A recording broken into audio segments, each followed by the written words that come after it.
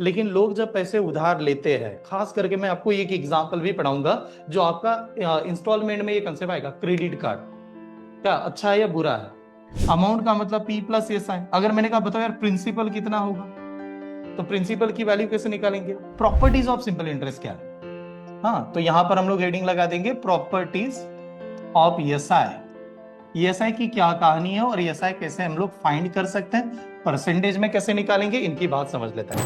आप अगर किसी बैंक के पास लोन लेने के लिए जाते हो तो rate of interest bank to bank क्या होता है, चेंज होता रहता है। ये किसके ऊपर डिपेंड है? तो आप जानते हो simple interest is directly proportional to, क्या बताया था, R% इंटू एन। ऐसा है कि नहीं यार? ऐसे बताया था simple interest is directly proportional to R% into N.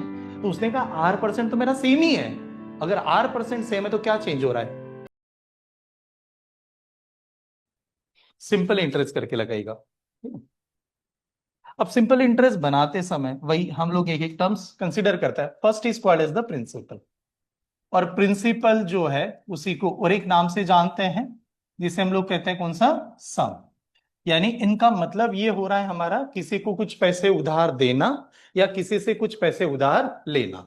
आज के डेट में हम लोग कह सकते हैं बैंक से मैंने कुछ पैसे उधार लिए तो भी मेरा प्रिंसिपल है, या बैंक में मैंने पैसे डिपॉजिट किए तो भी प्रिंसिपल है। ठीक है, और ये प्रिंसिपल को सम किस नाम से आएगा और इसे प्रेजेंट करने का सिंबल कौन सा होगा, पी होगा। ठीक है, इतना। फिर अब हम लोगों ने अगर बैंक में पैसा रखा है तो बैंक उसके ऊपर हमें क्या देगी यार, रेट ऑफ इंटरेस्ट देगी। तो हम लोग कहेंगे बैंक हमें रेट ऑफ इंटरेस्ट देने वाली है, और रेट ऑफ इंटरेस्ट की जो वैल्यू है वो किस में होगा, हमेशा परसेंटेज में। और ये जो परसेंटेज में होता है वो कितने साल के लिए होता है, 1 ईयर के लिए होता है। एक बात बहुत अच्छी तरह से समझेगा, rate of interest per annum के लिए ही लगाया जाता है। ठीक है, लेकिन लोग जब पैसे उधार लेते हैं, खास करके मैं आपको एक एग्जांपल भी पढ़ाऊंगा जो आपका इंस्टॉलमेंट में ये कंसेप्ट आएगा, क्रेडिट कार्ड। क्या अच्छा है या बुरा है? बहुत बुरा है, बहुत बुरा है। बुरा नहीं, बहुत बुरा है। क्योंकि जिस दिन उसका मतलब गलती से भी कुछ ये हुआ ना, मतलब डिफॉल्ट हो गया, उस दिन लोन हम लोग नहीं क्लियर, बहुत बर्बाद कर देता है। तो उनकी सब कुछ चीजें बनाऊंगा। क्रेडिट कार्ड बैंक का फायदे के लिए है, लोगों के फायदे के लिए बना ही नहीं है। हाँ, यूज करने के ऊपर रहता है, हो सकता है कभी कभार तो कंडीशन गुजर भी जाती है, अच्छा भी होता है। लेकिन जिस दिन वो थोड़ा सा अगर मिस यूज हो गया या ज्यादा डेट खत्म हो गई तो बहुत वसूल करता है। वो मंथली रेट ऑफ इंटरेस्ट लगाता है, वो साल भर का लगाता ही नहीं है। लोग जब किसी से पैसे उधार लेते हैं आजकल, हाँ गांव में भी लोग कहते हैं 5% रेट ऑफ इंटरेस्ट लगा है। तो 5% तो बहुत सिंपल लगता है, लेकिन 5% किसका लगता है, मंथ का लगाते हैं लोग। हाँ, बताते समय 5% बताता है, लोग देते समय, इंटरेस्ट देते समय कहते हैं 2% का तो इंटरेस्ट ब्याज है। अरे 2% किसका है, मंथली है। तो 12 महीने होंगे, 24% इंटरेस्ट लगा देगा वो। ठीक है, तो उसको देखना बहुत इंपॉर्टेंट है। रेट ऑफ इंटरेस्ट हमें एनम होता है। फिर इसके बाद में हम लोगों ने कहा टाइम, और जो टाइम की वैल्यू आएगी उसको लिखा था एन से। इसकी वैल्यू हमेशा नंबर ऑफ किस में होगा, ईयर्स में होगा। ये नंबर ऑफ ईयर्स में इसकी वैल्यू होती है। ठीक है, चलो यहां तक आ गए। तो सर सवाल ये हुआ कि बैंक को इससे फायदा क्या मिलेगा, तो बैंक को इसको एक्स्ट्रा पैसा मिलेगा, और जो एक्स्ट्रा पैसा मिलेगा वो अभी के लिए हम लोग सिंपल इंटरेस्ट से मिलेगा। तो सिंपल इंटरेस्ट का फॉर्मूला बनाया था। ठीक है, what is the simple interest formula, P into R into N divided by 100। तो हम लोगों ने कहा कि पी इतना पैसा हम लोगों ने बैंक से लिया और इसके ऊपर इतना इंटरेस्ट बनेगा, और ये पैसे हम लोग बैंक को वापस करेंगे। तो जब वापस करने का समय आएगा तो हम लोग जो पैसे देंगे बैंक को उसे क्या कहा जाएगा, अमाउंट। तो हम लोग बैंक को अमाउंट वापस करने वाले हैं। तो जब वापस करते समय जो अमाउंट देंगे उसको हम लोग प्रेजेंट किससे करेंगे, ए लेटर से। तो अमाउंट की वैल्यू क्या होगी, पी प्लस कौन सा, yes I, simple interest, P plus simple interest. ऐसे प्रेजेंट कर दिया, पी प्लस यस आई। ठीक है, जितना पैसा उधार लिया रेट ऑफ इंटरेस्ट के साथ में देना पड़ेगा। और जब ये पैसे वापस दे रहे थे तो अब इसी फॉर्मूले को अलग अलग प्रकार से प्रेजेंट कर सकते हैं। कैसे प्रेजेंट करेंगे, देखिए यार, अमाउंट का मतलब पी प्लस एस आई। अगर मैंने कहा बताओ यार प्रिंसिपल कितना होगा, तो प्रिंसिपल की वैल्यू कैसे निकालेंगे, अमाउंट में से क्या माइनस कर देंगे, ईएसआई। यानी अमाउंट में से आपने सिंपल इंटरेस्ट माइनस किया तो आपका प्रिंसिपल बन जाता है।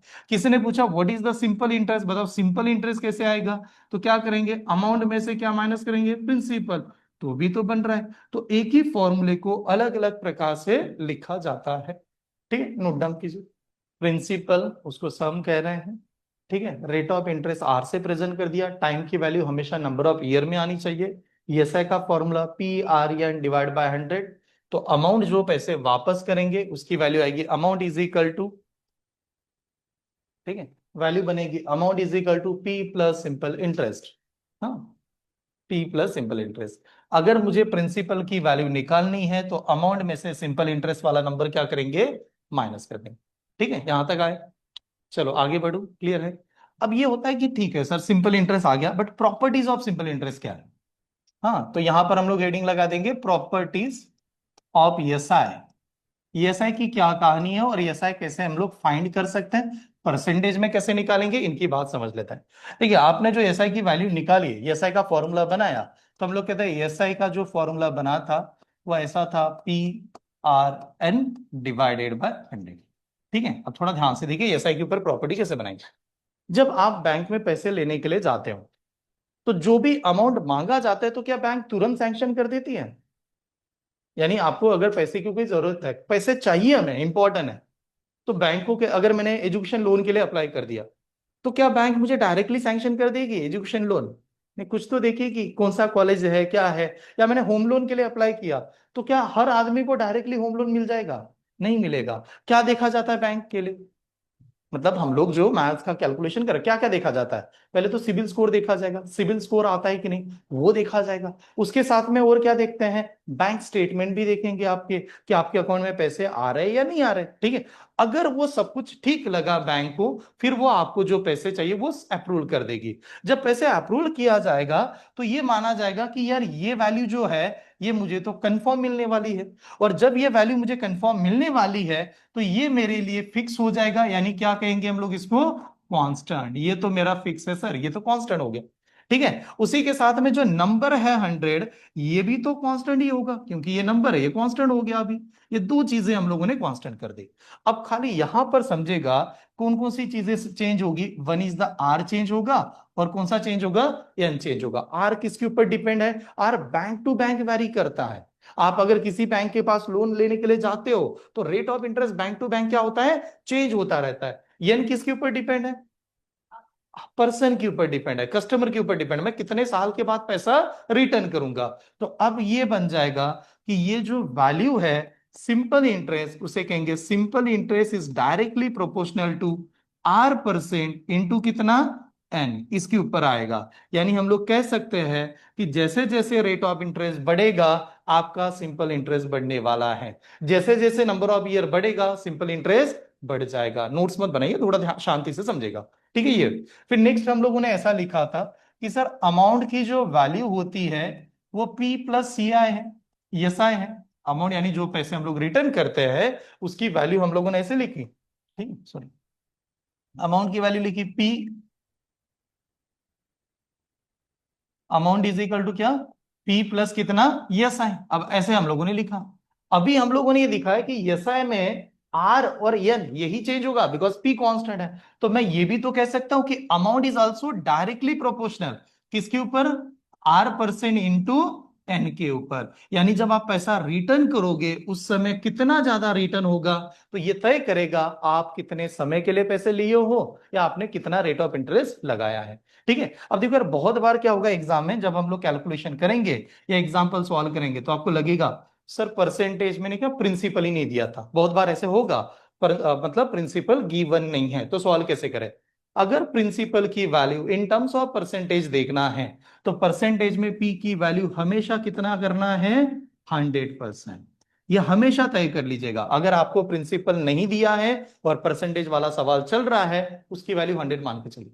ठीक है, बनेगा, नोट्स बनाई, नोट डाउन कीजिए। देखिए इसके बाद में नहीं, क्या सिंपल इंटरेस्ट कंपाउंड इंटरेस्ट दोनों मिक्स होंगे फिर इंस्टॉलमेंट चलेगा।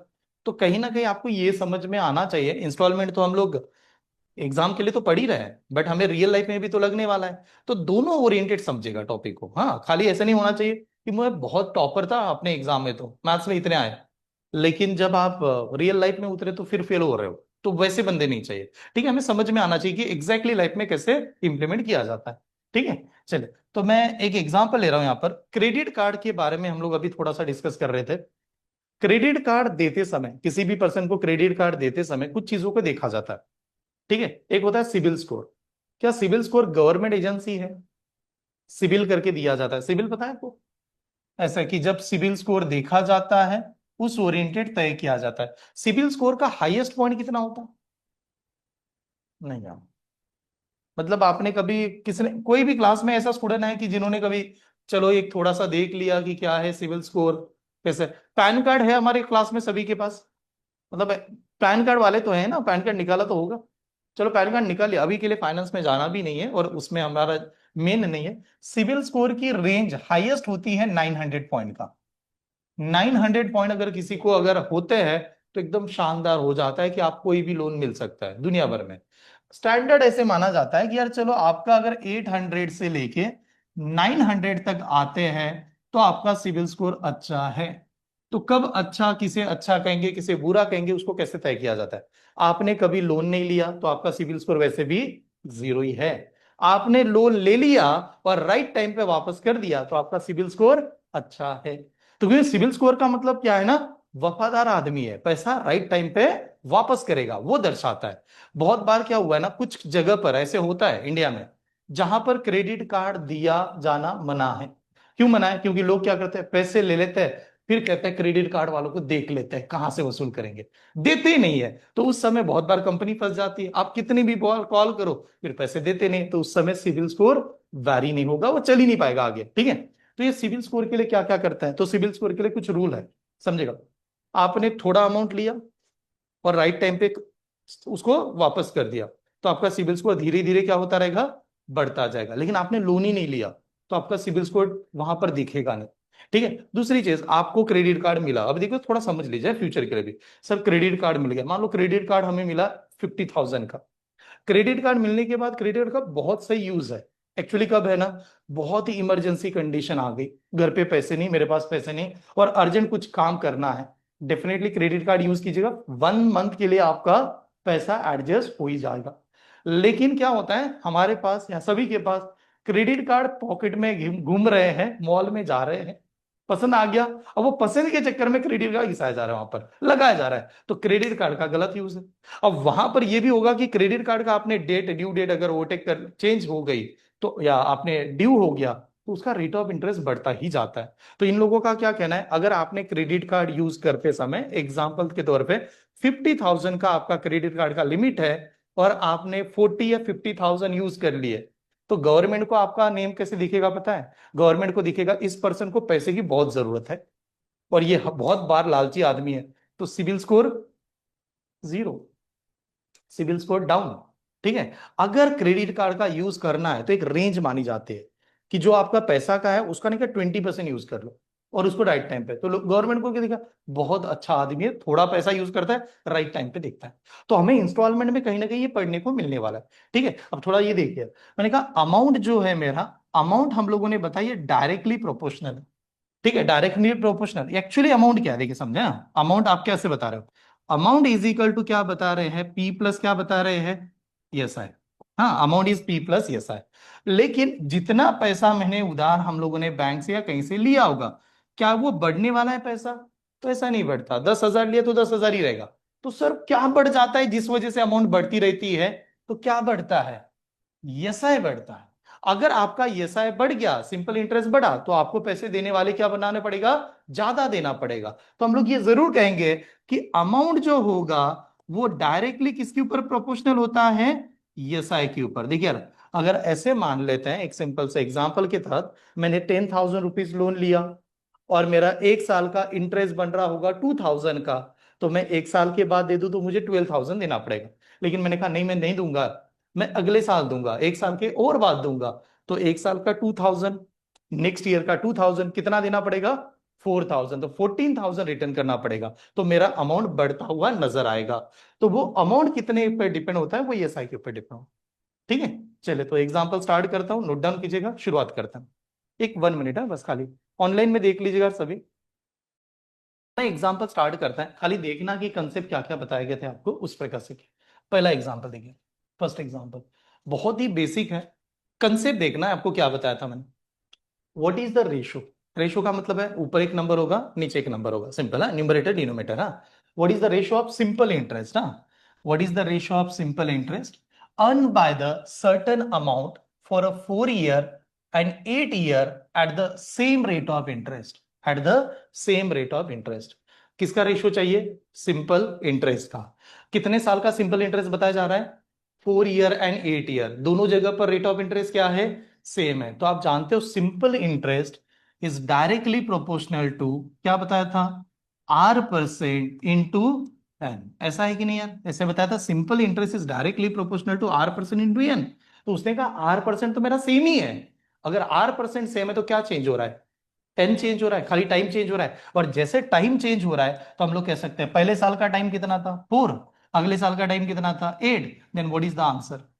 1:2, क्योंकि 1/2 का मतलब होता है 1:2। तो 1:2 वाला यानी कौन सा option? C is the answer. इतना सिंपल। ठीक है, तो रफ पेपर ले लीजिएगा, रफ पे ही सॉल्व कीजिए। एक बार सेशन होने के बाद में जो पीडीएफ आएगी विद सॉल्यूशन, उसको देखना है। क्या है ना, दो प्रकार से समझना। एक, क्लास में बेटा रफ पेपर लेने के फायदा क्या होगा? ऑब्जेक्टिव एग्जाम है ना, जल्दी जल्दी सॉल्व करना पड़ेगा, तो उस ओरिएंटेड चलते हैं। और फिर बाद में नोट्स बनाना, ये लिखना नहीं है कंटेंट, ये तो आपको परमानेंट मिल जाएगा। हाँ, ऐसा देखिए। आगे बढ़ जाओ, बहुत बेसिक था कि नहीं? चलो नेक्स्ट एग्जाम्पल, ये वाला एग्जाम्पल देखिए, ध्यान से सुनो। Sum of money, sum of money यानी क्या? Principal. Sum of money at a simple interest, amount to be 815 rupees. यानी प्रिंसिपल जो था उसकी अमाउंट बन गई 815 रुपीज इन अ 3 year। वो कह रहा 3 year में बना। And the ₹854 in a 4 year। The sum is, sum find करना है। What is mean by sum? Principal की वैल्यू क्या आएगी? क्या क्या दे रखा है हमारे पास? अमाउंट की वैल्यू दे रखी है। और अमाउंट की वैल्यू कैसे दी गई है? दो अलग अलग साल के लिए दिया है। देखिए, पहले पहले अमाउंट जो वैल्यू है यहां पर समझते हैं। फर्स्ट अमाउंट की वैल्यू जो हमारे पास दी गई है वो 815 रुपीज दी है। नंबर ऑफ ईयर कितना है? 3 year। और दूसरा जो अमाउंट की वैल्यू दी है वो है 854 रुपीज। नंबर ऑफ ईयर कितने हैं? 4 year का। हमें फाइंड करना है प्रिंसिपल। थोड़ा ध्यान, ये बहुत बार आया है ऐसे टाइप का सवाल। वैसे अगर देखा जाए तो इसको पेन ना उठाते हुए भी सॉल्व हो सकता है। ठीक है, रीजन देखो। ये जो अमाउंट लिखा होगा मैं यहां पर ऐसे प्रेजेंट करता हूं। अमाउंट का फॉर्मूला क्या है actually? What is the amount formula? P plus S I, simple interest, P plus S I. तो सर दोनों जगह पर तो पी लगेगा, तो खाली एस आई बड़ा होगा, इस वजह से हमारा अमाउंट की वैल्यू बढ़ गई होगी। तो पहले वाले को मैं ऐसा लिखता हूं, पी प्लस कितने साल का एस आई? 3 साल का एस आई, ऐसा लिख सकता हूं। यहां पर क्या लिखेंगे? पी प्लस कितने साल का एस आई यार? 4 year का एस आई, ऐसा लिखा होगा। तो मैंने कहा ये मेरा नंबर ऐसे बन रहा होगा इस प्रकार से। मुझे तो पी फाइंड करना है। तो अब मैंने ये कहा कि अगर मान लो कि ये ऊपर वाला नंबर इसमें से मैंने माइनस करने चले गए, हाँ अभी के लिए पूरा लिख रहा हूं, नेक्स्ट कंटेंट में डायरेक्ट सॉल्व करूंगा, देखते हुए ऐसे बता दूंगा। ठीक है, अभी के लिए देखिए, अगर मान लो ऊपर वाले नंबर में नेक्स्ट नंबर में से माइनस करूंगा तो क्या होगा? पीपी क्या होगा? कैंसल। 4 SI में से 3 SI क्या हो जाएगा? माइनस। तो डेफिनेटली हम लोग ऐसे ही माइनस करेंगे ना ये। तो what is the difference between these two number? कितने का आ रहा है? 39। और ये 39 जो आया वो क्या है आपका? यस आय। और कितने साल का यस आय? 1 year का यस आय। जो 39 रुपीज हमारे पास आए हैं वो 1 साल का सिंपल इंटरेस्ट है। हमें फाइंड करना है प्रिंसिपल। तो प्रिंसिपल कैसे निकालेंगे? तो कोई भी एक इक्वेशन में पुट कर दो। जैसे यहां का प्रिंसिपल चाहिए तो 3 year का एसआई अमाउंट में से माइनस करेंगे। यहां का प्रिंसिपल चाहिए तो 4 year का एसआई इसमें से माइनस करेंगे। मैंने कहा चलो मैं एक जगह पर गई तो प्रेजेंट करता हूं। तो यहां पर प्रेजेंट करते समय P इज इक्वल टू कोई भी एक जगह का अमाउंट उठा लेते हैं। मान लो मैंने यहां का अमाउंट उठाया 815, और इसमें से कितने साल का एसआई माइनस करना पड़ेगा? 3 साल का ऐसा है, क्योंकि ये 1 साल का ऐसा है। तो 3 साल का ऐसा माइनस करते समय 3 इंटू कितना करेंगे? 39। तो देखिए यार नंबर कैसे होगा? 815 माइनस 3 इंटू 39 कितना? 117। ठीक है, तो 815 में से 117 माइनस करते हैं, कितना नंबर आएगा यार? 15 में से 7 चला गया 8, लास्ट में फिर वो एक 1 बचेगा तो इसमें से चलेगा 698। कितना आ रहा है? 698। तो 698 इज द आंसर। तो ये वाला ऑप्शन। देखिए इतना एग्जाम में थोड़ी लिखना है, ऐसे लिखोगे तो टाइम चला जाएगा। क्या करते एग्जाम में? दोनों का खाली क्या देखना है? डिफरेंस। ये कितने साल का अमाउंट था सर? 3 year का। ये कितने साल का अमाउंट है? 4 year का। दोनों का जो डिफरेंस बताओगे वो सिंपल इंटरेस्ट मिलेगा। कितने साल का मिलेगा? Depend on the number of year. तो मुझे पता चला 1 साल का सिंपल इंटरेस्ट मिल रहा है। तो 1 साल का सिंपल इंटरेस्ट की वैल्यू कितनी? 39। मेरे पास अमाउंट कितने साल का है? 3 year का। तो 3 इंटू 39 करो, माइनस कर दो। ठीक है, 4 year में से माइनस करना है, 4 इंटू 39 करूंगा, माइनस करूंगा। हर जगह पर आंसर क्या आएगा? सेम ही आएगा। स्टेप क्लियर है? ठीक है, नोट डाउन कीजिए, आगे बढ़ता हूं। इसी टाइप का एक एग्जांपल देता हूं, ऑनलाइन में चेक करना है यार सभी ने, हाँ? इसी टाइप का सेम टाइप का एग्जांपल दे रहा हूं, पूरा का पूरा कॉपी, थोड़ा सा एक लाइन इधर उधर करते हुए, देखते हैं कितने स्टूडेंट आप लोग बना सकते हैं। ठीक है, स्टार्ट करें। चलिए, देखिए, ये कंटेंट मत लिखते रहिए, खाली कैसे प्रेजेंट किया था ये देख लेगा।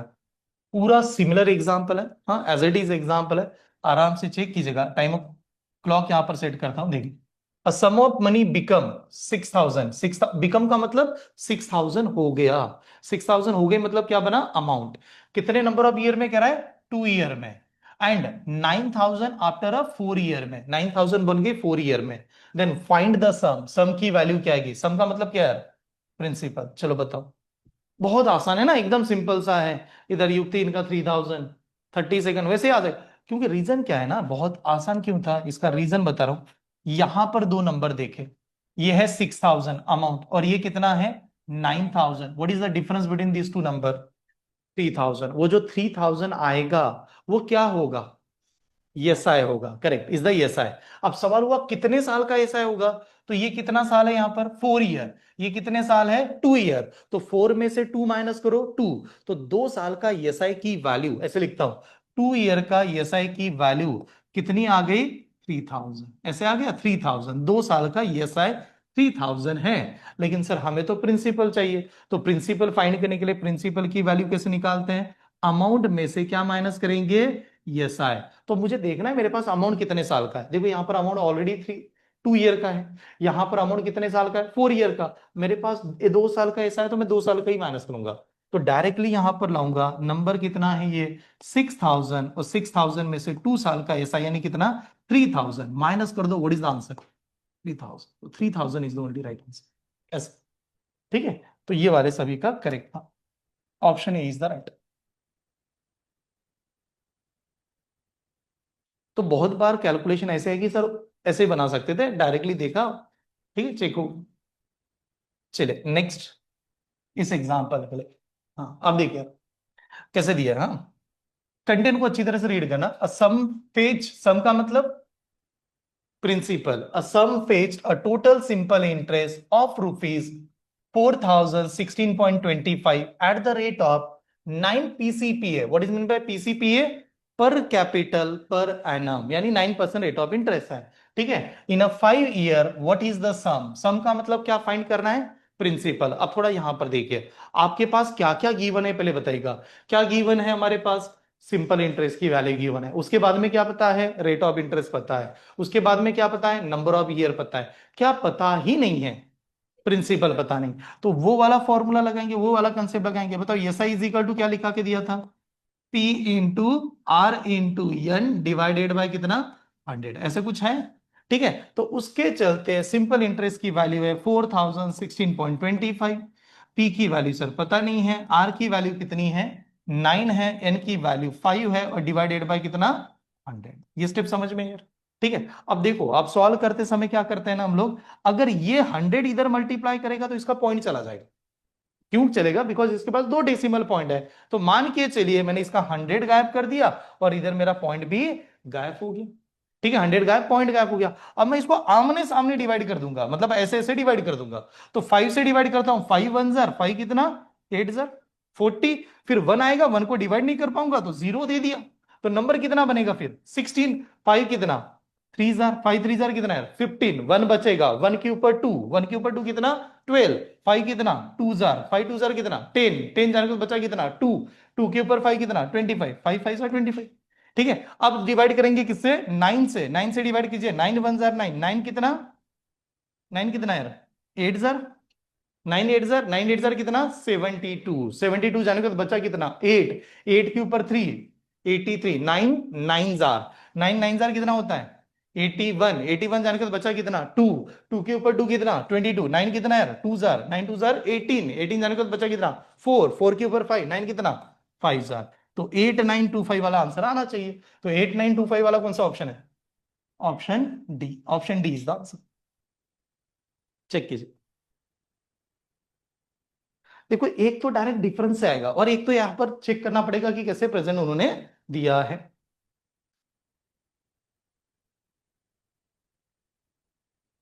ठीक है। और हाँ, मैंने अभी फॉर्मूला लिखा क्योंकि मुझे लगा कि चलो आपको एक बार दोबारा बता दो। एग्जाम में मैं फॉर्मूला नहीं लिखूंगा। एग्जाम में तो ऐसा करना, जो जितना कम लिखता है वो टॉपर करता है। ऐसा नहीं फिर कुछ लिखेंगे नहीं देख के आ जाएंगे, वो गलत है। लिखना कम है, बस खाली कैलकुलेशन होना चाहिए एक स्टेप में। ठीक है, वहीं पर ही कुछ तो कुछ ऐसे होना चाहिए। और अभी क्लास में बैठते समय रफ पेपर ले लो, एक ऐसे लिखे कि किसी को दिखना नहीं चाहिए, बस आंसर आ जाए। और बाद में इसकी नोट्स बनानी है अच्छी तरह से। चलिए नेक्स्ट, ये वाला example. How much time will take to an amount of rupees 450 to yield 81 as the interest of 4.5% per annum of a simple interest। ठीक है, ये लाइन है, पहले आराम से रीड कीजिएगा। क्या दिया है, क्या क्या दिया है बताओ, क्या क्या दिया है। चलो रेट ऑफ इंटरेस्ट दिया है, what is the rate, rate of interest कितना है 4.5। उसके बाद में क्या दिया है, अमाउंट दिया है क्या। देखिए बात समझ लो, जिस पैसे के ऊपर एक्स्ट्रा पैसा मिलता है, जिस पैसे के ऊपर एक्स्ट्रा पैसा मिलता है उसको क्या कहते हैं, प्रिंसिपल। जिस पैसे के ऊपर एक्स्ट्रा मिलेगा वो होता है प्रिंसिपल। और जो पैसा बढ़ जाता है उसको कहते हैं अमाउंट। इन्होंने क्या वर्ड यूज किया, हाउ मच टाइम, फाइंड क्या करना है, time. Will it take amount of rupees कितना 450 to yield as 81 as a interest. वो 450 के ऊपर क्या बन रहा है, 81 इंटरेस्ट बन रहा है। तो देखिए बहुत बार इंग्लिश में हम लोग वर्ड यूज करते समय कैसे कहते हैं, मेरे पास इतनी अमाउंट है, तो मेरे पास इतने पैसे है, वो अमाउंट हो गया यहां पर। तो इसमें क्या हुआ, 450 रुपीज जो प्रिंसिपल है उसके ऊपर 81 क्या मिला मुझे, इंटरेस्ट। फाइंड क्या करना है, ईयर्स फाइंड करना है। तो वही फॉर्मूला सिंपल इंटरेस्ट, हाँ सिंपल इंटरेस्ट की वैल्यू 81, पी की वैल्यू 450, ठीक है, आर की वैल्यू 4.5, एन की वैल्यू पता नहीं है, डिवाइडेड बाय कितना 100। देखो मैं चाहता हूं कि आप स्टेप ना बढ़ाते हुए जल्दी जल्दी कैलकुलेशन कैसे करते हैं उसके ऊपर आए। देखिए यहां पर समझेगा, अगर मान लो मैंने इसको एक जीरो दे दिया तो इसका पॉइंट कैंसल, इसका पॉइंट कैंसल, तो ये नंबर कितना होगा 45, ये भी मेरा 45, एक जीरो तो चला ही गया। अब क्या करेंगे, 9 से डिवाइड कर देंगे सर। 9 से इसको डिवाइड किया 9 जार, ये कितना 5 जार, और 9 से डिवाइड किया तो ये 1 जार, ये कितना 5 जार। बताओ 5 into 5 कितना, तो 25 1 जार, ये कितना 4 जार। तो 4 जाके इधर मल्टीप्लाई करेगा तो एन की वैल्यू कितनी आएगी 4 year. 4 year is only answer, option number B, ये वाला। आप प्रेजेंट एक बार कर दो आपको आंसर जल्दी आएगा। ठीक है, और एक चीज ध्यान रखें, मैं आगे नहीं लिखूं, एक स्टेप वो आगे नहीं लिखूं, स्टेप बढ़ाई तो फिर यार टाइम चला गया। ठीक है, हम कर सकते हैं, वहीं पर भी थोड़ा सा कैलकुलेशन करने की कोशिश करना। ठीक है ऐसा, ठीक है। चलिए नेक्स्ट एग्जांपल दो, एक बहुत बेस्ट एग्जांपल आपके लिए दे रहा हूं, आराम से रीड कीजिएगा। देखो मैं बता रहा हूं, Reena took a loan for rupees 1200 with the simple interest for as many year as the rate of interest. ये लाइन बहुत कमाल की है, as many year as the rate of interest. If she paid 432 rupees as the interest at the loan period, then what was the rate of interest? Rate of interest कितना आएगा, 2 minute set कर रहा हूं, आराम से check कीजिएगा। थोड़ा सा मतलब सिंपल ही है लेकिन ट्रिकी है। ठीक, चलो स्टार्ट। रीना ने लोन कितने लिए 1200, मतलब ये बन गया प्रिंसिपल। वापस जब करने का समय आया तो कितना वापस किया, इंटरेस्ट कितना दिया 432, प्रिंसिपल की वैल्यू 1200, सिंपल इंटरेस्ट की वैल्यू 432। क्या बताया जा रहा है, रेट ऑफ इंटरेस्ट और नंबर ऑफ टाइम दोनों की वैल्यू क्या है, सेम है।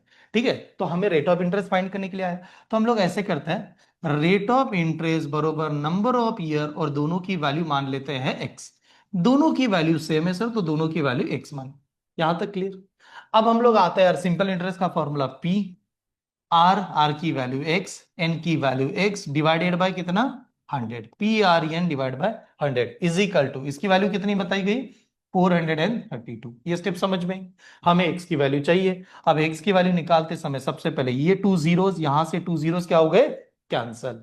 12 वन जार 12, 12 कितना, 12 कितना 3 जार, 12 3 जार है, 12 3 जार कितना 36, 36 जाने का बचा कितना 7, और 7 के ऊपर 2 यानी 72, तो 12 कितना 6 जार। यानी अब वो नंबर क्या आ रहा है, x इंटू एक्स, एक्स का स्क्वायर की वैल्यू कितनी आ गई 36। तो बताओ एक्स की वैल्यू कितनी होनी चाहिए, 6। तो एक्स की वैल्यू 6 थी, 6 वाला इज द आंसर था, ऑप्शन बी करेक्ट। ठीक है, नोट डाउन करो। चल नेक्स्ट एग्जाम्पल है ना, ये वाला देखो। अब देखो क्या दिया है उन्होंने, कैसे दिया। A certain sum is invested for a certain time. Certain sum यानी क्या, principal, invested for a certain time, कुछ समय के लिए इन्वेस्ट कर दिया, ठीक है। It amount to be 600, amount की वैल्यू होगी 600 at 10% per annum, but when it invested 5% per annum it amount to be 400। वो कह रहा है यार कुछ 10% पर एनम से इन्वेस्ट करेंगे तो 600 होता है, और 5% पर एनम से इन्वेस्ट करेंगे तो 400 होता है। तो ये उन्होंने पूछा find the time, time find कर लो।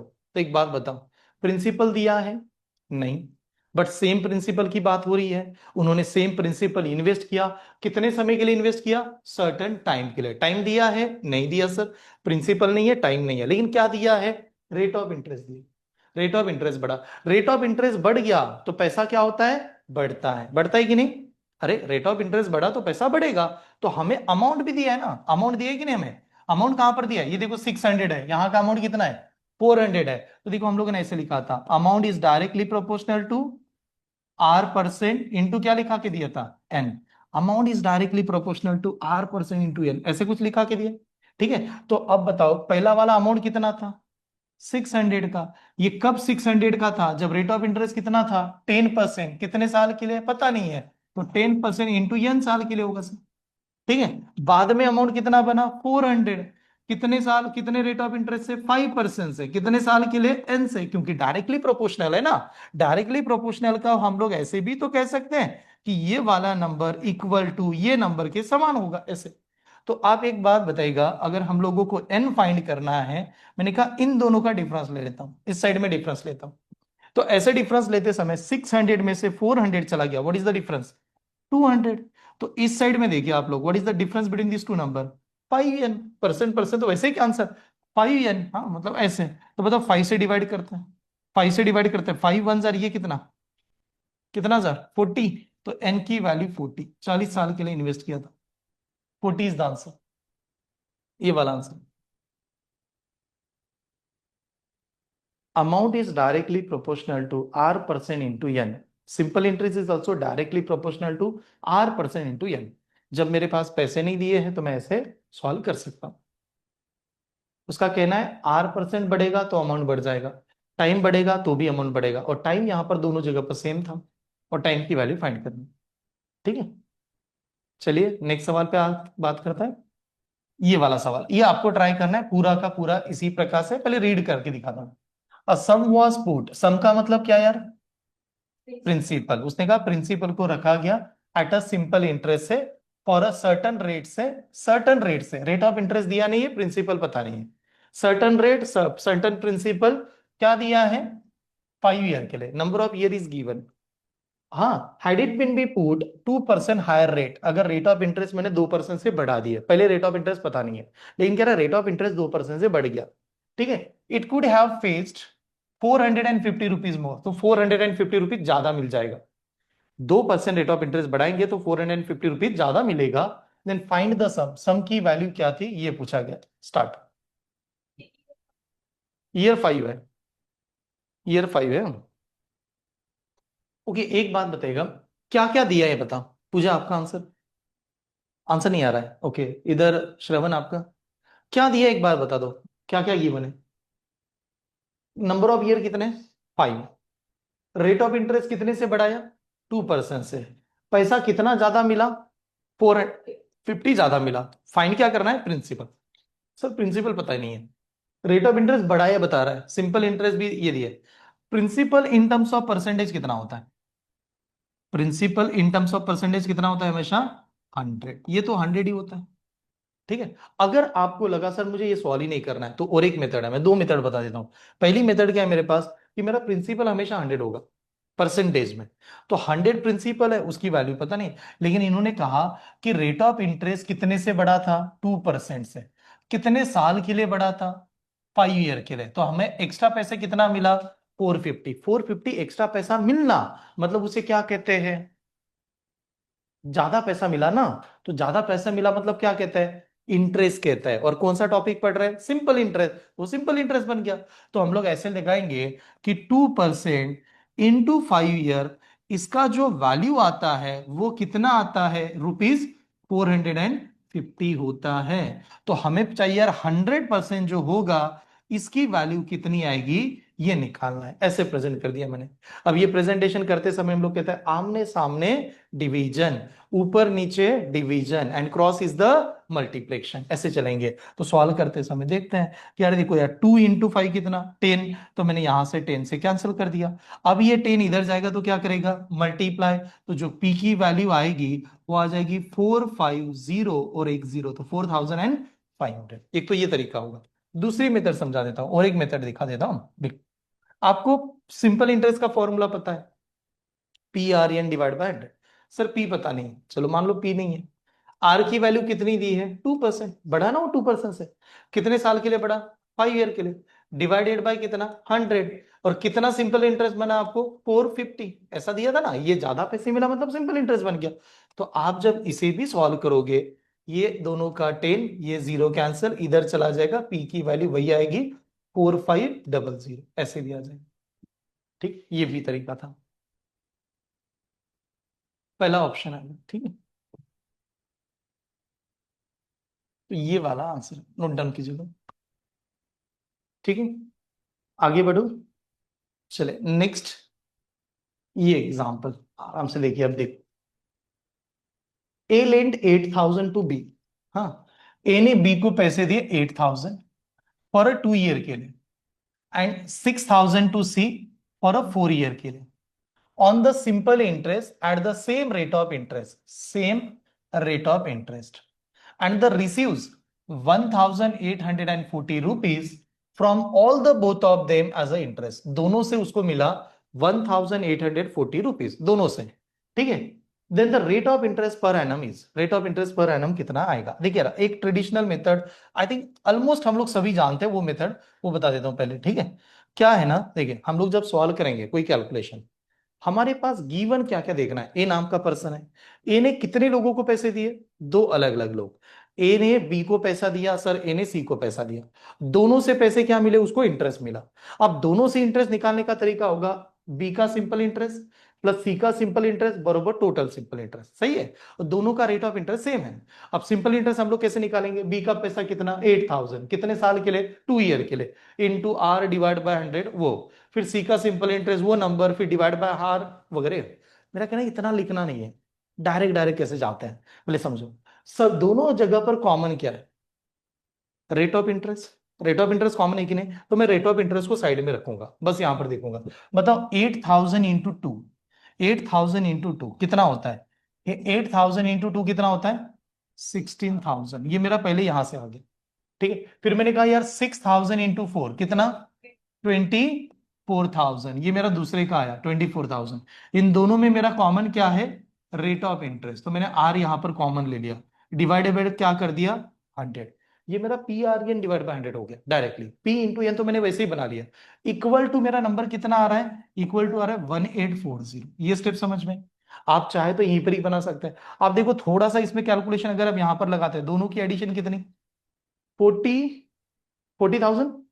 ठीक है, तो ये नंबर हो जाएगा सर 40,000। ऐसे लिखता हूं ऊपर। हाँ, इंटू क्या बनेगा? ये आर, ये नंबर भी ऐसे। अब 40,000 R divided by 100 is equal to number आना चाहिए। तो मैंने कहा दो जीरो इसके कम कर दो, यहां से दो जीरो कैंसिल कर दो। ठीक है, उसके बाद में एक जीरो भी और कम कर दो, इसका एक जीरो कम कर दो। और डिवाइड कर देता है किससे? इसका एक जीरो निकाल दो सर, ये यहां पर पॉइंट हो जाएगा फिर। ठीक है, तो आर की जो वैल्यू आएगी वो क्या होगा? 18.4 डिवाइडेड बाय कितना? 18.4 डिवाइड बाय 4। अब मैंने 4 से इसको डिवाइड किया, तो 4 1 जार 4 4 जार कितना? 4 4 जार कितना? 16। 16 जाने के बाद बचा कितना? 2 बचेगा। लेकिन पॉइंट है, पॉइंट है तो पॉइंट देना पड़ेगा। 2 के ऊपर 4 कितना? 4 6 जार। तो 4.6 वाला आंसर आना चाहिए। तो 4.6 वाला ऑप्शन नंबर कौन सा? ए। बात क्या बतानी है, रेफरेंस बुक में देखेंगे पूरा लेंदी लेंदी लिखा है, ये स्टेप, इतना लिखना ही नहीं है। माइंड में तो करो कि कैलकुलेशन क्या करना है, ऐसे। ठीक है, चेक कीजिए, नोट डाउन कीजिए, आगे बढ़ते हैं। ठीक है, एक सवाल दूं आपको ऐसे टाइप का, पूरा का पूरा सेम। हाँ, आपको इंप्लीमेंट करना है। देखिए ऐसे टाइप का है कि नहीं, देख लेते हैं पहले। हाँ सेम है, देखिए ना पहले सब। अ मैन लेंड 1540 रुपीज, हाँ देख पहले रीड कर लेते हैं। अ मैन लेंड, एक मिनट यहां से, हाँ। Man lend 1540 rupees for a 5 year and 1800 rupees for a 4 year. हाँ, if the he get 1788 rupees interest on a both amount, दोनों से इतना इंटरेस्ट मिल रहा है, ठीक है। What is the rate of interest, पूरा पूरा का पूरा कॉपी है, अभी लिखा था उसी टाइप का। चलो स्टार्ट कीजिए। रेट ऑफ इंटरेस्ट कितना आएगा, टाइम क्लॉक है, रफ पेपर पे बैठिए, रफ पेपर जल्दी जल्दी लिखने की कोशिश करना। क्या करना था पता है आपको, क्या फाइंड करना है, रेट ऑफ इंटरेस्ट, दोनों जगह से आए कि नहीं। तो ये पहले दिमाग में ऐसे चले हमारा कि 1540 रुपीज कितने साल के लिए, 5 year के लिए, 5 year के लिए नहीं क्या, 15 5 जार 75, तो 7500 तो वैसे ही बन गया होगा। एंड 5 into 40 कितना, 200, तो 7500 में 200 ऐड करूंगा तो 7700, ये मेरा पहले कैलकुलेशन से यहां से आ गया। सेकंड, फिर मैं इसमें ऐड कर रहा हूं, 1800 को किससे मल्टीप्लाई करना है, 4 से, 4 का मल्टीप्लिकेशन 2 into 2 करो, 1800 का डबल 36, 36 का डबल 7200, तो यहां से मेरा 7200 है। अब सर इन दोनों में कॉमन क्या है, rate of interest, R common है, डिवाइडेड बाय कितना होगा, 100, is equal to number of interest कितना बना था, 1788। ठीक है, ये स्टेप समझ में, 1788। अब बीच में प्लस है तो यहां पर ही कैलकुलेशन कर सकते हैं, इसके दो जीरोज, इसके दो जीरोज मिला के कैंसिल, वैसे ही कर दी। अब नंबर क्या बना, ये 77, ये कितना 72, एडिशन कितनी हो जाएगी, 149। तो आर की जो वैल्यू आएगी वो कुछ इस प्रकार से आएगी, 1788 डिवाइडेड बाय 149, ऐसे आ जाएगी। ठीक है, तो यहां से कैलकुलेशन करते हैं फिर यार, 149 वन जार 149, 149 जाने के बाद में बचेगा कितना यहाँ पर, 39, और 39 के ऊपर क्या लग गया, 8, तो वो क्या हो जाएगा, उसका डबल ही हो जाएगा, तो 12 is the right answer. Divide कर दो तो 12 वाले स्टूडेंट करेक्ट। ठीक है, बताना यही है कि आप इसको डायरेक्टली कंबाइन कर दो, हाँ जितना कंबाइन करोगे वो अच्छा रहेगा, जितना कम लिखोगे ऐसा। ठीक, चलिए आगे बढ़ जाओ, सभी का आंसर आया था, ठीक ऑलमोस्ट। नेक्स्ट, अब इसमें एक डाउट, मतलब इसमें एक प्रिंट मिस्टेक है, पहले मैं दिखा देता हूं आपके सामने क्या दिया है उन्होंने। Stephen borrow a sum of money at a 6% for a first 4 year के लिए, 6% 4 year के लिए, हाँ फिर कह रहा है 8% फॉर द नेक्स्ट 6 year के लिए, तो यार 8 into ये next 6 year, and the 11% for the period beyond the 2 year, हाँ बियॉन्ड द 2 year।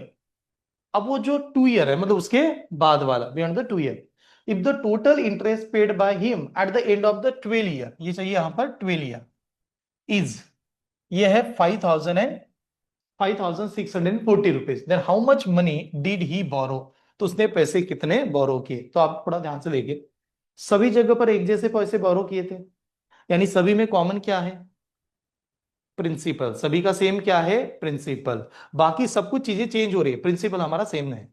ठीक है, प्रिंसिपल हमारा सेम है, तो आप बताओ प्रिंसिपल सेम है तो मैं प्रिंसिपल को कॉमन करूंगा, ये देखूंगा 6 ने कितने साल के लिए, 4, तो 6 into 4 कितना, 24, फिर यहां पर आएंगे 8 कितने साल के लिए, 6 के लिए, 8 into 6 कितना, 48, यहां पर 11 इंटू कितने साल के लिए, 2 साल के लिए, 11 into 2 कितना, 22, तो ये जो भी नंबर है इनटू प्रिंसिपल कॉमन था, डिवाइडेड बाय कितना, 100, और इक्वल टू नंबर कितना बन रहा था, 5640, ये ऐसे आ गया 5640, ये number.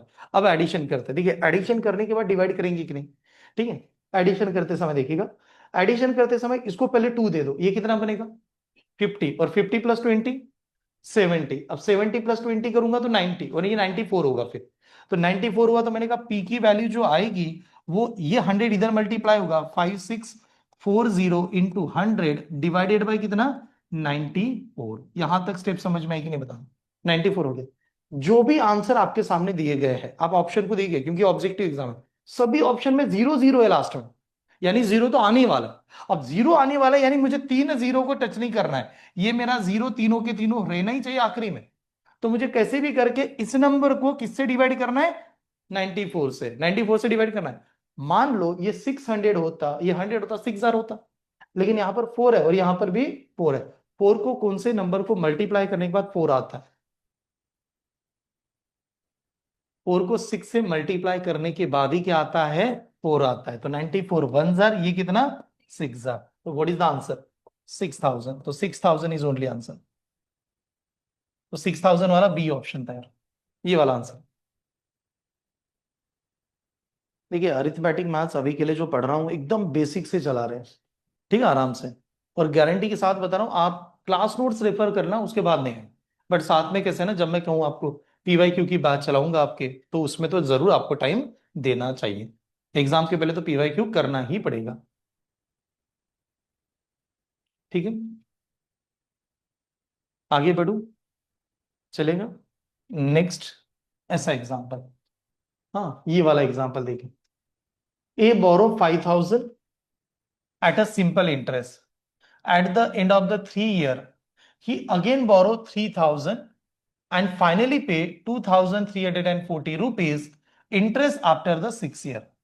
From the time he made the first borrowing, पहले जगह पर उसने जो बोरो किया था वहां से 6 ईयर कह रहा है वो, ठीक है। Find the rate of interest per annum. तो rate of interest per annum कितना आएगा, दे रहा हूं आपको, ट्राई कीजिएगा। कंसेप्ट समझ में आएगी नहीं, देख लेना। पहले क्या बताया, पहले कितना बोरो किया? 5000। कितने साल के लिए? 3 साल के लिए। उसके बाद में दोबारा बोरो किया, और फिर वो टोटल 6 ईयर के बाद में पेड कर रहा है। तो आप हमें पूछा गया रेट ऑफ इंटरेस्ट कितना था। स्टार्ट। C option. अब थोड़ा रुक जाएगा, एक मिनट। कंसेप्ट क्या है मेरा, एक समझे। आज के डेट में आप देखो, ये सवाल तो बनेगा। आज अगर मैं बैंक से के पास लोन लेने के लिए जाता हूं, तो मुझे कुछ रेट ऑफ इंटरेस्ट मिलेगा। क्या वो रेट ऑफ इंटरेस्ट लास्ट तक वैसे ही रहेगा? क्या रेट ऑफ इंटरेस्ट हमारा वैसे के वैसे ही रहता है या चेंज होता रहता है? चेंज होता रहता है। कैसे चेंज होता रहता है? तो बैंक का कुछ रूल है। रेट ऑफ इंटरेस्ट ये जो पढ़ रहे हैं हम लोग, ये कहीं ना कहीं तो बैंक के ऊपर निर्भर करता है। तो अलग अलग बैंक होगी, अलग अलग बैंक है, नेशनलाइज बैंक होगी, सभी के सभी बैंक। ये सभी बैंक अपना रेट ऑफ इंटरेस्ट अलग अलग तय करते हैं। यानी अगर किसी कस्टमर को पैसे चाहिए, तो हम लोग जाते किसके पास है? बैंक के पास। अगर मान लो बैंक को ही पैसा चाहिए, तो बैंक किसके पास जाएगी? आरबीआई के पास जाएगी, रिजर्व बैंक ऑफ इंडिया के पास जाएगी। आरबीआई क्या करेगा? आरबीआई उनको रेट ऑफ इंटरेस्ट देगा। और रेट ऑफ एक्चुअली उसको टेक्निकल बैंकिंग लैंग्वेज में कहा जाता है, आरबीआई ने अगर बैंक को पैसा दिया, उसको कहा जाता है रेपो रेट। कितने रेपो रेट से दिया है, कितने रेट से दिया है। अगर आरबीआई ने बैंक को सस्ते में पैसा दिया, तो बैंक को हमें सस्ते में पैसा देना ही होता है, ठीक है। लेकिन आरबीआई अगर रेट ऑफ रेट आपको महंगा दे रही है, तो बैंक भी आपको रेपो रेट महंगा कर सकती है। तो जब मैं बैंक से पैसा निकालता हूं या ट्रांजेक्शन करता हूं, हमें वो अकाउंट में डायरेक्टली कंबाइन दिखता है कि इतने पैसे अकाउंट में है। लेकिन वो बैंक के पास सॉफ्टवेयर में पूरा क्लियर होता है, इसने कब पैसे एंटर किए थे, कब पैसे विड्रॉल किए, कब डिपॉजिट किए, उनके पास पूरा डेटा होता है। तो इसको सॉल्व करते समझेगा। पहली बार पैसा कितना लिया? 5000। कब पैसा लिया? 3 साल के लिए है क्या पैसा? नहीं, 3 साल के लिए पैसा नहीं है।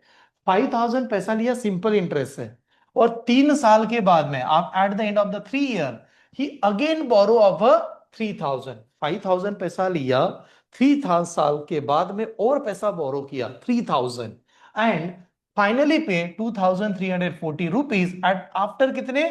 6 ईयर के बाद में। बट वो 6 ईयर कहां से बता रहा है? फर्स्ट बोरोइंग, पहली बार जब बोरो किया था वहां से। तो मेरा सवाल आपसे यह है, जो 5000 हम लोगों ने उधार लिए अभी के लिए, मान लो वो कितने साल के लिए उधार लिए गए हैं? 3 ईयर के लिए या 6 ईयर के लिए? 6 ईयर के लिए, क्योंकि 6 ईयर तक उसका टाइम था।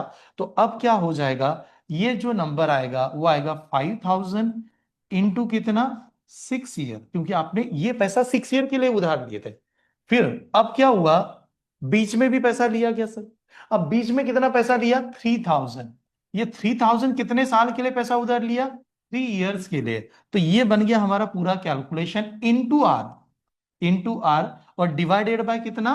100, और इज इक्वल टू इसका इंटरेस्ट कितना बन रहा था? 2340। 2340 ये वाला बना। अब इसे अगर मैं सॉल्व करूं, तो कंसेप्ट क्या होगा? 5000 इंटू 6 कितना? 30,000, एंड 3000 इंटू 3 कितना? 9000। तो ये बन जाएगा 39,000 डिवाइडेड बाय कितना? 100, is equal to into R, और इज इक्वल टू ये नंबर 2340। ऐसा बना है सभी का? ठीक है। अब देखिए कैलकुलेशन करते समय ये तो सिंपल था कि 2 जीरोस यहां से गायब, इसके 2 जीरोस गायब, इसके 1 जीरो गायब, इसका 1 जीरो गायब हो गया। ठीक है, यहां तक आ गए। अभी इस नंबर को देखिए ध्यान से, नंबर पॉइंट में भी आ सकता है, दोनों भी आ सकते हैं, डिपेंड ऑन द कंडीशन, और नन ऑफ दीज भी तो है, तो पूरा कैलकुलेशन करना बनता भी है। तो हम लोगों ने कहा आर इज इक्वल टू क्या आएगा, 234 डिवाइडेड बाय कितना, 39। देखिए अगर ये नन ऑफ दीज नहीं होता, डायरेक्ट होता, तो मैं डायरेक्ट कैलकुलेशन करता, बट पॉइंट भी है, नन ऑफ दीज भी है, तो कहीं ना कहीं देखना पड़ेगा, कैलकुलेशन चेक करनी है। 3 से तो डिवाइड होगा, इतना तो जरूर कह सकते हैं। इसको 3 से डिवाइड किया तो 13 आएगा, इसको 3 से डिवाइड करेंगे, 3 7 जार कितना, 21, 21 जाने का तो बचा कितना, 2, 2 की 4 तो 3 कितना, 8 जार, ठीक है, 24, 13 कितना यार, 6 जार, 13 6 जार, तो 13 1 जार, 13 6 जार, तो राइट आंसर इज अ 6%। तो सी वाले स्टूडेंट करेक्ट है। ठीक, नोट डाउन कीजिए। चलिए एक ऐसे जनरल सवाल पूछता हूं आपसे। मान लो आपने बैंक से कुछ पैसे उधार लिए, जिस दिन भी ले लिए, और एक ऐसा दिन आता है जब पैसे बैंक को वापस देना पड़ता है, तो रेट ऑफ इंटरेस्ट दोनों दिन का लगता है, या पहले दिन का लगता है, या लास्ट दिन का लगता है, किसका लगाएंगे? मतलब आज मान लो आज मैंने बैंक से पैसे उधार लिए, और मैं कुछ दिनों के बाद में बैंक को पैसे वापस करने चला गया, तो नेसेसिटी थोड़ी है कि मैं ईयर में ही दूं, ऐसा थोड़ी होता है। आदमी के पास जैसे पैसे आए तो वापस तो करता है। तो रेट ऑफ इंटरेस्ट कौन सा लगता है, पहले दिन का लगता है, लास्ट के दिन का भी लगता है, जिस दिन लिया उस दिन का भी लगेगा, जिस दिन वापस किया उसका भी इंटरेस्ट लगेगा, या दोनों का इंटरेस्ट नहीं लगता, कैसा होता है?